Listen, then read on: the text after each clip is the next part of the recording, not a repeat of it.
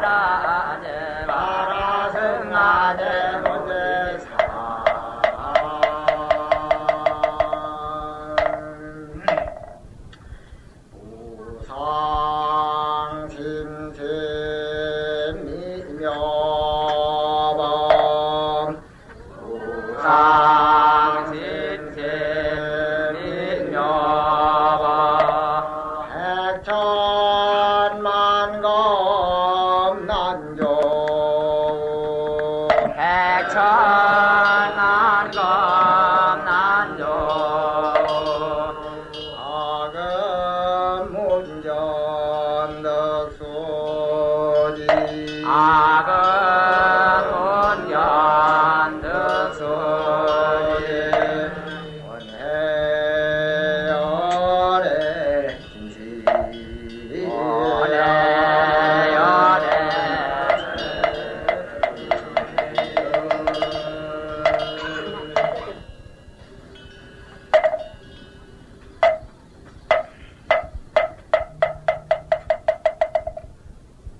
사병심심의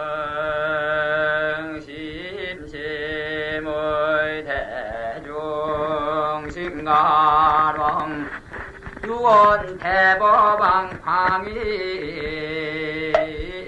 중대 사격심심의 대중신가랑 유원 대법왕 광희 중대 사경심심의 대중신가라 유원 대법왕 광희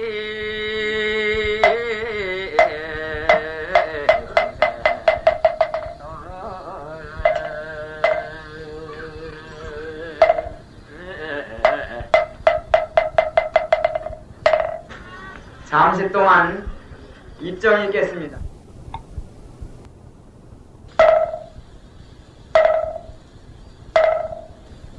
잠깐 동안 여기 오늘 법문을 해주시라 오신 큰 스님 말씀을 잠깐 드리겠습니다.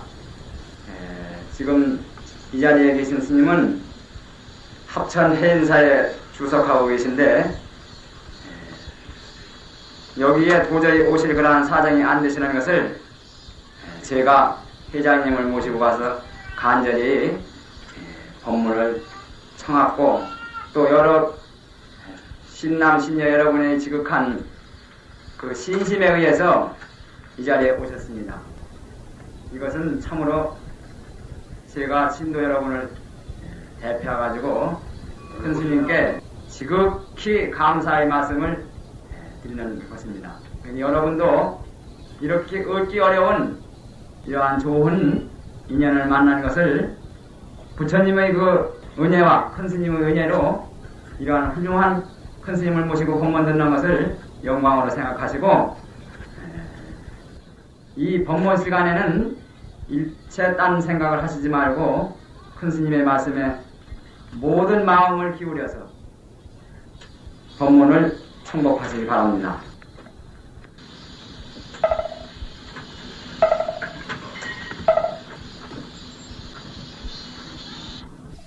부처님은 일찍이 3000년 전에 이 세계 사바세계 남선부주에서 가장 높은 산인 히말라야의 산, 히말라야 산의 정기를 받아나셔서 네팔 왕국의 룸비니 동산에 카피라국이라고 하는 나라에서 왕자로 탄생하셔서 이 세상이 무상한 것을 깨닫고 무상대도를 얻기 위하셔서 19세에 출가해서 12년 동안을 도를 닦으시어 30세에 도를 성취하셔서 79세에 돌아가실 때까지 49년 동안을 법문을 몇 차례를 하셨느냐? 300차례의 법회를 열어가지고 토탈 융생을 하셨다. 그 숫자는 8만 대장경이라고 하는 많은 설법을 하셔서 무량억천 중생을 이익되게 하셨으니 그 요지가 무엇이냐?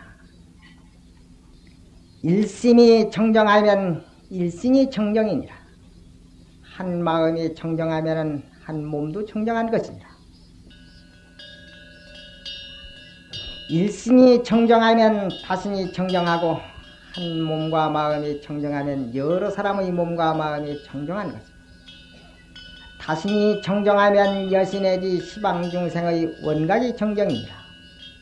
여러 사람의 몸과 마음이 청정할 때 온 시방세계 모든 중생의 원각을 청정하게 할 수 있는 것이다. 이 말씀은 팔만대장경의 가장 요지요. 부처님께서 법문을 시작해서 마칠 때까지 일심청정을 주장하셨던 것이다. 이 청정이라고 하는 것은, 일심청정이라고 하는 것은 글자 그대로 맑고 깨끗하다고 하는 뜻이니, 맑은 마음, 깨끗한 마음이라고 하는 것은 항상 기쁘고 즐거운 마음이요, 항상 편안한 마음이기 때문에 내가 편안함으로써 다른 사람을 편안하게 해줄 수 있고 내가 청정함으로써 다른 사람을 청정케 해줄 수 있는 것이다. 내가 항상 기쁘고 즐거움으로써 다른 사람을 기쁘고 즐겁게 만들어줄 수가 있는 것이다 하는 이 사바세계를 불국토로 정화시키는 법문인 것입니다. 대은 노스님께서 주석하고 계시는 여기 사자함에 원명스님이 주지로 오신 지 2년 동안 여러 가지 교화를 하셨고 한국에서 제일 가시는 노법사 스님이고 법사의 종장이신 대은노 스님에게 가지가지 미묘한 법문을 여러 신도님들은 잘 들으셨을 줄 아는데 3일간 보살계 법회를 열어서 멀리 합천 해인사에 조금 젊은 법사를 청해서 이틀 동안 법회를 열고 마지막 모레는 한국의 제일 율사 스님이신 자원 스님을 청해 모시고 또한 칠보사 석주 스님을 청해 모셔서 갈마 화상과 전개 화상을 삼고 또한 대은노 스님을 증명사로 이렇게 모셔서 여러분들에게 부처님의 보살계법을 갖다가 전수하려고 하는 것이다. 도대체 보살계라고 하는 말이 무슨 말이며 계라고 하는 말이 무슨 말이더냐? 젊은 보살님들이 많이 계시기 때문에 한 번쯤은 듣고 알아야 하는 것이다. 계라고 하는 말은 인도의 말로서 신라라 합니다. 신라라. 우리나라에 고려가 있었고 고려 이전에 신라가 있었죠. 고구려가 있었고 백제가 있었습니다. 그 신라라고 하는 나라는 오늘날 우리나라의 모든 문화재의 8화리가 신라의 유물이 아니면은 문화재가 없다고 해도 과언이 아닐 정도로 신라의 문화라고 하는 것은 온 세계의 자랑거리인 것입니다. 신라구 가야산 해인사 결계 도장기라고 하는 기문을 옛날 신라의 최치원 선생, 최고운이라고 하는 그 고은 선생이라고 하는 유명한 학자가 지은 글이 요즘에 발견됐는데 그 글 내용에 볼 것 같으면은 국호를 신라자는 나라 이름을 신라라고 한 것은 실바라제 흥법지초다. 바라제 흥법하는 곳이기 때문이다. 나라 이름을 신라라고 한 이유가 무엇이냐? 신라라고 하는 말은 바로 계라고 하는 뜻이다. 그 계라고 하는 글자 자체가 말뚝을 2개를 받고 위에다가 또 간지땡이를 걸어놨으니 이것은 울타리더라. 그리고 그 위에다가 창을 잡고서 턱 지키고 섰으니 항상 조심을 해서 외적이 침범하지 못하도록 안에 있는 말이 함부로 넘어가지 못하도록 조심을 한다고 하는 뜻이다. 그 신라라고 하는 말은 항상 조심을 하고 내 마음을 항상 조정하고 내 몸 조심을 하고 언제나 잘 앞뒤를 살피고 사는 사람들이 있는 곳이다. 이 신라 사람들은 항상 조심을 하고 사는 사람들이다. 인생을 살아나가는 것을 마치 외나무 다리를 건너가는 것과 같이 한 발짝 자칫 잘못 디딜 것 같으면 한량없는 어폐에 떨어지는 것이기 때문에 걸음걸음을 조심하고 사는 것이다. 이것입니다. 천리길을 가고자 할 때 첫걸음이 가장 중요한 것과 같이 무상대도를 성취하려고 할 때 첫걸음이 가장 중요한 것이다. 불법을 어떻게 배워나갈 것이냐? 이 신라, 이 계법으로 말미암아 가지고 보살계를 받음으로써 계법을 배움으로써 불법을 배우기 시작하게 되는 것이다. 욕행 천리로의 일보가 이쳐라 천리길을 가고자 할 때 첫걸음이 중요하듯이 이 보살계라고 하는 것은 진정한 불자가 되기 위해서 법도 그 궤도에 들어가는 첫걸음이 되는 것이다. 이 말입니다. 불법에서 계법이 있고 다음에는 선정을 닦는 법이 있고 그 다음에는 지혜를 이룩하는 법이 있더라.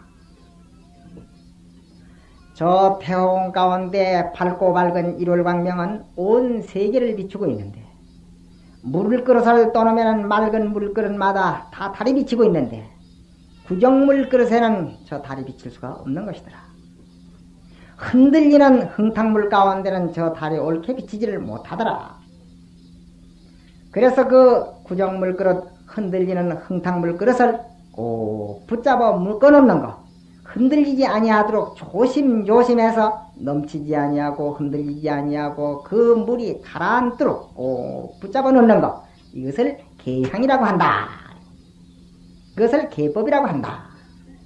할 것을 해야 하고 하지 말아야 할 것을 결정과 하지 말아야 하는 이런 법을 잘 배우는 것이 계향이다. 구정물 그릇, 흥탕물 그릇을 잘 붙들어 놓았더니 찌끄리기는 다 가라앉고 맑은 물만이 위에 남아있을 때, 그때 하늘의 1월 광명 천삼나 지만상은 환하게 거기에 비치기 마련이더라. 하늘에 있는 달이나 물그릇에 있는 그 달이나 그 달은 둘이 아니더라. 이것입니다. 내 마음 하나가 청정해졌을 때 천삼나 지만상 모든 지혜와 자비와 모든 덕성은 내 마음 가운데 영이 됐더라.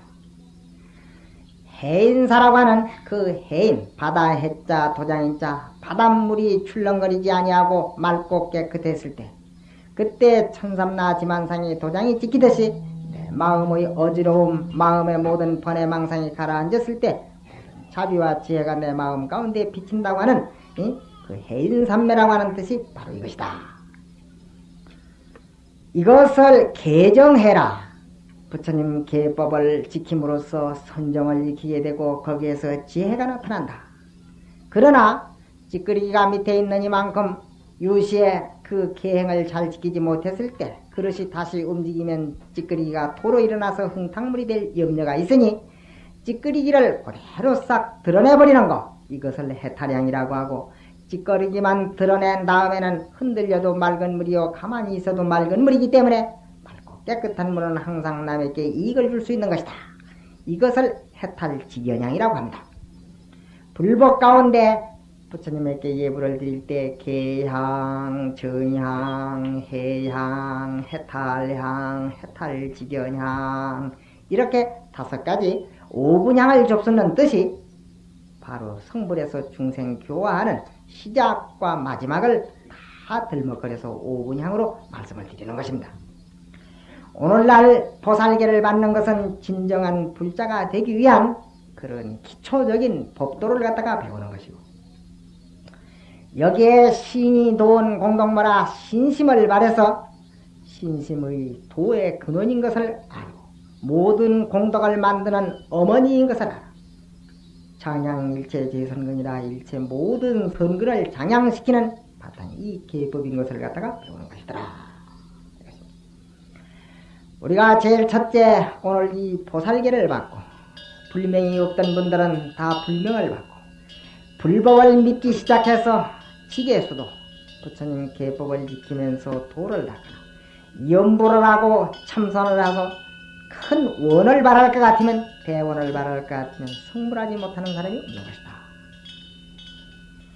젊은 사람들은 안적 살 날이 멀었다고 생각하지만은 나이 많은 분들은 60살, 70살이 넘은 분들은 해가 서산에 걸쳐 있으니 갈 날이 멀지 아니하다는 것을 다시 새삼 느껴서 마지막 길을 어떻게 닦아 나갈 것이냐, 이것을 다시 가름하는 이것도 역시 보살계의 일류인 것입니다. 대문 앞에 합장하는 법, 예배하는 법, 절 안에 출입하는 법, 이러한 것들을 초해놓은 것이 있습니다마는 하나하나 읽어보고 우리는 하나하나 배워나감으로써 신심을 마련한다고 하는 것은 마치 위장을 좋게 만드는 것과 같다. 위장이 좋은 사람은 보리밥이든지 쌀밥이든지 국수든지 콩밥이든지 무엇이든지 먹고 소화를 잘 시킬 수 있는 것이지만은 위장이 좋지 아니한 사람은 아무리 좋은 음식을 갖다 주더라도 그걸 소화를 시키지 못하기 때문에 좋은 음식이 필요가 없는 것과 마찬가지다.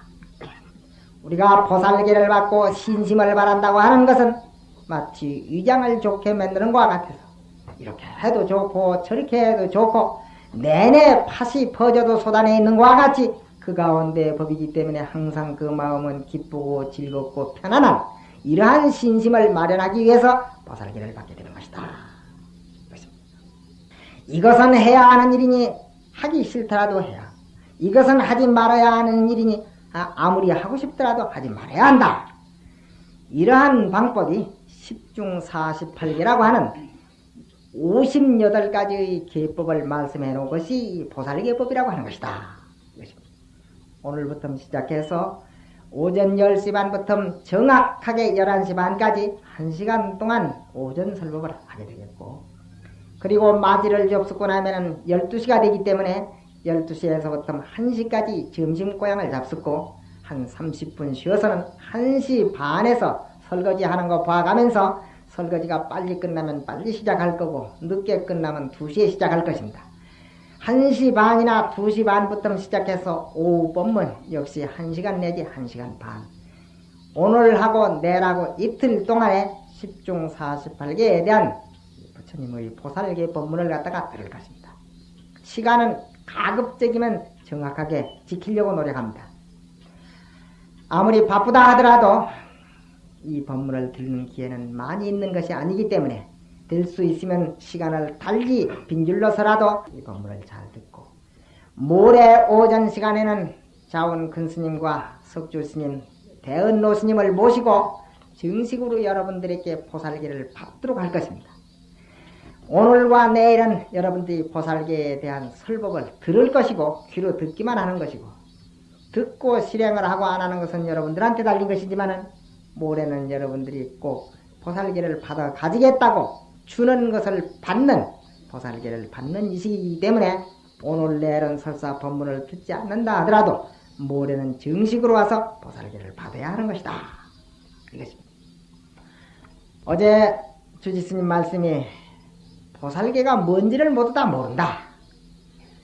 절에를 수십 년을 댕겼다고 해도 개가 뭔지를 모른다. 개라 소리가 뭡니까? 개가. 당최 개란 말이 무슨 말인지 모르기 때문에 개라고 하는 것은 부처님께서 이것은 하고 이것은 하지 말으라고 하신 우리 불자들이 지켜야 할 규범을, 생활 신조를 개라고 하는 것이다. 또 어떤 보살님들은 하지 말으라고 한 거 지키지도 못할 거 받아서 뭐 하겠느냐. 지키지 못할 걸 미리 받아놓고 괜히 마음 가운데 부담만 가지면 뭐 하느냐. 낭중이 지킬 수 있는 마음 자세가 됐을 때 받는 것이 옳지 않느냐. 이렇게 생각하는 사람이 있는가 하면은 알고서 지키지 못하는 것은 더 큰 죄가 되지 않느냐. 이렇게 보살계 받기를 또한 겁내는 사람도 있다. 이것은 이 사자암 신도님들만 있는 현상이 아니고 전국 모든 불자들이 다 그렇게 생각하고 있는 현상인 것입니다. 내가 8년 전에 부처님 은혜를 입어서 여러 신도님들의 도움으로서 부처님이 탄생하시고 사시던 인도 나라를 가서 3년 동안을 있다가 온 일이 있습니다. 내일 저녁에는 아마도 여러분들에게 거기에 대한 슬라이드를 한 2시간 동안쯤 보여드리려고 제가 필름을 가지고 왔습니다. 한 2시간 분, 2시간 남짓 때는 그 인도의 필름을 가지고 왔기 때문에 오늘 저녁이든지 내일 저녁이든지 주지스님과 신도님들 그 시간 나시는 대로, 낮에 이 밝은 데서는 그 영화를 볼 수 없기 때문에 어두운 데라 침침한 데서라야 볼 수 있기 때문에 아마 내일 저녁이 되겠죠? 네. 내일 저녁 7시쯤 시작해서 한 2시간 동안 그 필름을 마다 보여드리려고 제가 짊어지고 왔습니다만은, 남방 불교국가에 가보니까 타일랜드나 버마나 스리랑카만 하더라도 전 국민이 국교이다시피 모든 국민들이 불교를 신봉하고 있기 때문에 이와 같은 설법을 구태여 다 하지 아니하더라도 나덤질로 다 그냥 알고 있어. 신도가 지켜야 할 일, 신임내가 지켜야 할 일, 신임내가 지켜야 할 일을 신도들이 너무나 잘 알고 있기 때문에 신도님들 보는 앞에서, 국민들 보는 앞에서 신임내가 조금이라도 행동을 삐뚤게 갈래야 갈 수가 없어. 하도 감독관들이 많기 때문에.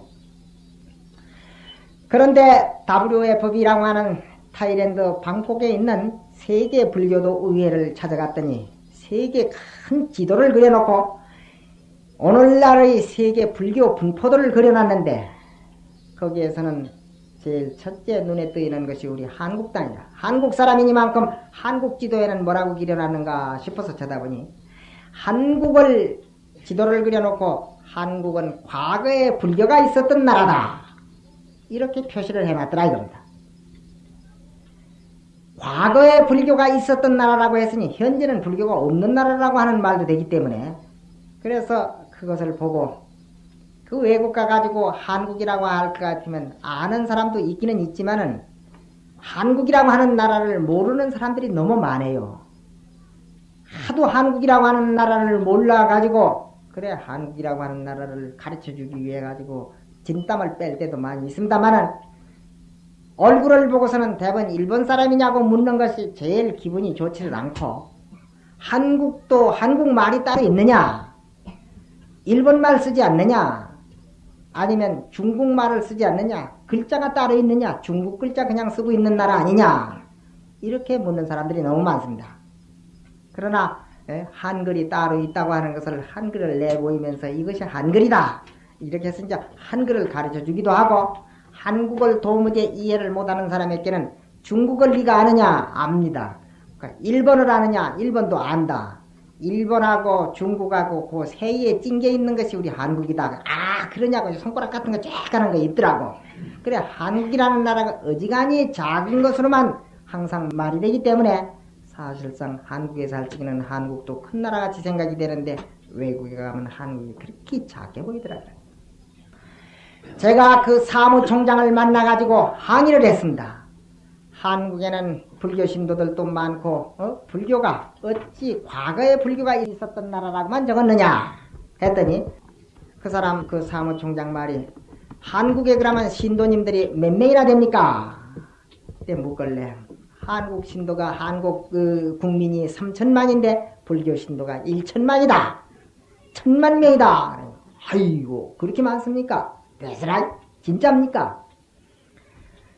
하더니만 다시 묻는 말이 딱 적더니만 남자 신도들은 몇 명이나 되고 여자 신도들은 몇 명이나 됩니까? 신도라고 할 것 같으면 절에 온다고 해서 덮어놓고 신도가 아니고 절에 온다고 다 신도 같으면 절에 구경 오는 사람 다 신도 그렇고 절에 구경 온다고 신도가 아니고 계를 받은 사람만이 신도다 겁니다. 계를 받은 사람, 계청을 받은 사람은 총무원에 전부 등록이 되어 있기 때문에 등록된 신도 숫자가 얼마냐 이거예요. 계를 받은 사람이 정식으로 보살계를 받은 사람이 몇 명이냐 이 말이에요. 그래서 1천만이라고 하니까 깜짝 놀래가지고 묻는 말이 남자 신도 숫자는 얼마고 여자 신도 숫자는 얼마입니까? 이 묻는데 내가 당황해지더라 그런 말이에요. 자 오늘 이 사자함에 한국에서 제일 가는 포교사 스님이라고 하면 지금부터 50년 60년 전부터 대학을 나오셔가지고 한국불교의 포교를 위해가지고 젊은 시절부터 노력하셔서 금년에 나이 80, 90이 다 되신 큰 스님이 여기 계시는 절입니다. 대은노 스님이 계시는 절이다 그런 말이에요. 우리나라에서 제일 포교사 누구냐 하면 대은노 스님을 안 칠 수가 없습니다. 우리 같은 법사는 대은노 스님한테 대면 손자 증손자빨 되니까 꽉 맞죠. 큰 스님이 계시는 절이지만 신도님은 여기 지금 남자 신도님 10분이 안 됩니다. 여자 신도님들은 수백 명이지만 남자 신도님들은 10명이 안 되니 어찌 거짓말을 안 할 재주가 있겠느냐 그런 말이에요. 살짝 거짓말이라고 하는 것도 여망어라. 이익을 위해서 불법을 위해서 남의 신심을 위해서 살짝 하는 거짓말 무슨 남을 속여먹기 위해 가지고 남을 손에 끼치지 아니하기 위해서 하는 거짓말을 여망어라고 했습니다. 망어가 세 가지가 있습니다. 거짓말도 세 가지가 있어서 작은 거짓말, 큰 거짓말, 소망어, 대망어, 그 다음에는 여망어라고 하는 게 있습니다. 나머지 여자 여망어라고 하는 게 여망어를 범하지 않을 수 없더라. 여기에 사슴이 한 마리가 도망을 가는 것을 봤다. 뒤에 포수가 쫓아가면서 사슴이 어디로 도망가더냐?